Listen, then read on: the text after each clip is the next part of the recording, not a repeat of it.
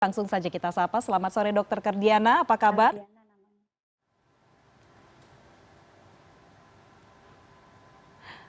Halo Dokter Kardiana, apa kabar? Halo, kabar baik. Baik. Nah, Dokter Kardiana ini sudah siap untuk menjawab pertanyaan warganet hari ini? Oke, siap Oke, dong, Mbak Nisa. langsung saja ya. Ini kita ke pertanyaan yang pertama yang diajukan dalam segmen Tanya Dokter kali ini datang dari @imnas0511. Dok, selama pandemi ini kita menggunakan masker. Kulit di sekitar mulut ini banyak mengalami iritasi, jerawat dan juga beruntusan. Apa obat dan skincare yang bisa menyembuhkannya, Dok? Oke, ini memang merupakan problem yang sering banget terjadi ya di era adaptasi kebiasaan baru ini jadi problem kita semua. Ya, kenapa terjadi demikian? Karena memang dengan penggunaan masker ada kain yang terus menutup, ada gesekan berulang pada area tertentu terutama bagian bawah sini dan kemudian juga karena tertutup terus lebih lembab, jadi keringat tertumpuk. Karena situasi tersebut bakteri jadi lebih mudah berkembang biak, jadi muncul jerawat gitu ya. Apalagi yang kulitnya sensitif, mungkin kadang pakai masker yang bahannya tidak terlalu lembut, akhirnya menjadi gampang iritasi. Nah, hal itu tentu menyebabkan jerawat yang mengganggu. Sebenarnya memang ada solusi ringan, tapi mungkin tidak sepenuhnya membantu, tapi bisa mengurangi. Jadi Oke. nomor satu, pastikan kita menggunakan masker yang bersih setiap saat. Ya.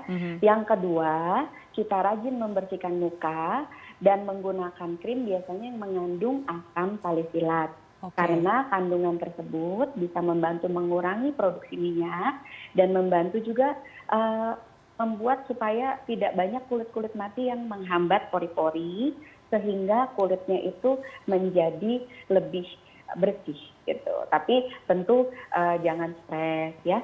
Jadi jangan stres karena ini adalah yang harus kita embrace. Memang ini area khusus bisa membuat jerawat lebih banyak muncul, tapi di era kebiasaan baru kita harus beradaptasi juga Oke. sehingga nantinya mudah-mudahan jerawatnya lebih berkurang dengan kita lebih rajin membersihkan dan kemudian juga maskernya bersih, menggunakan krim yang ada asam salisilat. Oke. Tapi tentu jika memang terus-menerus terjadi atau semakin parah, bisa berkonsultasi dengan dokter. Ya, oke dokter. Nah, pertanyaan selanjutnya dokter, ini datang dari @danti. Apakah ada protokol kesehatan khusus yang bisa diterapkan oleh penyedia jasa salon saat ini? Ingin sekali rasanya potong rambut dan minta pijat, tapi masih takut dok. Mohon pencerahannya. Oke, Danti terima kasih pertanyaannya. Jadi protokol kesehatan memang saya rasa di semua lini harus dilaksanakan. Ya. Ya, untuk di bidang salon maupun kecantikan sendiri sama. Jadi semua harus menerapkan protokol kesehatan baru tentu pada saat mulai dari awal kita sendiri datang sudah menggunakan masker dengan face shield. Lalu kemudian kita pastikan juga salonnya itu dalam keadaan bersih atau baik ya, sudah dibersihkan dan biasanya di depan itu untuk staf-stafnya sudah ada datanya. Hari ini sudah diukur si ini, yang A suhunya berapa, B suhunya berapa. Jadi pagi-pagi diukur per hari, dipastikan bahwa tidak ada keluhan. Dan kemudian tentu di sana petugasnya menggunakan masker dan face shield. Oke. Dan kemudian juga dengan area yang lebih bersih, wajib ada social distancing. Jadi antara satu kursi dengan kursi yang lainnya itu tidak langsung berturut-turut.